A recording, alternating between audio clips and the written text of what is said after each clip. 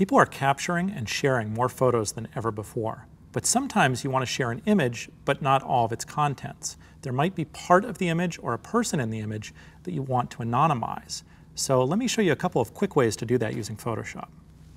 In this first example, we have a very visible license plate. So let's zoom in and take a look at what we're working with. Okay, the first thing we'll want to do is select that, and there are a lot of tools to do that. I'm going to use the polygonal lasso tool. And we're just going to click around the area that we want to blur out. That looks good. Next thing I'll do is modify that selection a little bit. I want to feather that. Just a few pixels is okay. It'll look a little bit more natural. And probably the fastest way to do this is with a filter. If we come down to the Pixelate Mosaic filter, we can anonymize that pretty quickly. And that works fine for something like the license plate. If we want to touch it up a little, we could zoom in more and grab our blur brush and just work around the edge with that. It's not really practical for the whole license plate, but it's good for picking up a little detail we might have missed. So Pixelate, great for a license plate. Let's look at a different trick for people. Okay, so common shot of the family. What I want to do in this case is blur out both of the kids in the shot. And for this, I'm going to use my elliptical marquee and just select one. I can move that around after I've selected it. And then I'm going to hold my Shift key to drag another one. Doesn't have to be perfect. That'll work just fine. I do want to go with a more feathered selection for this one.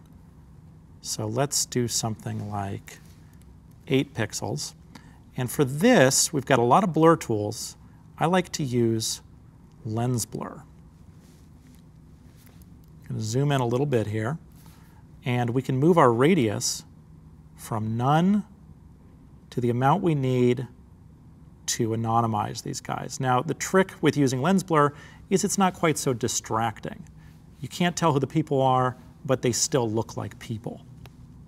Get that where I want it. That'll work just fine. Now, the last step here, let's zoom in real close.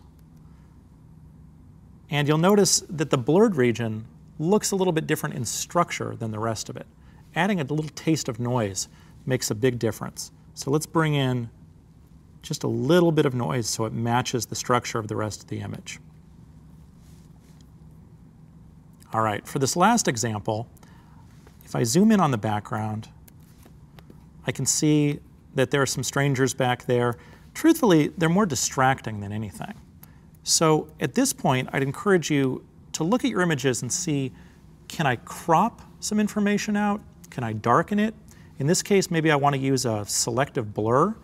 And to that point, you should check out our video on selective focus, where we deal with making an iris blur. So those are some really quick ways to anonymize your photos, and I hope that helps you share more of them online safely.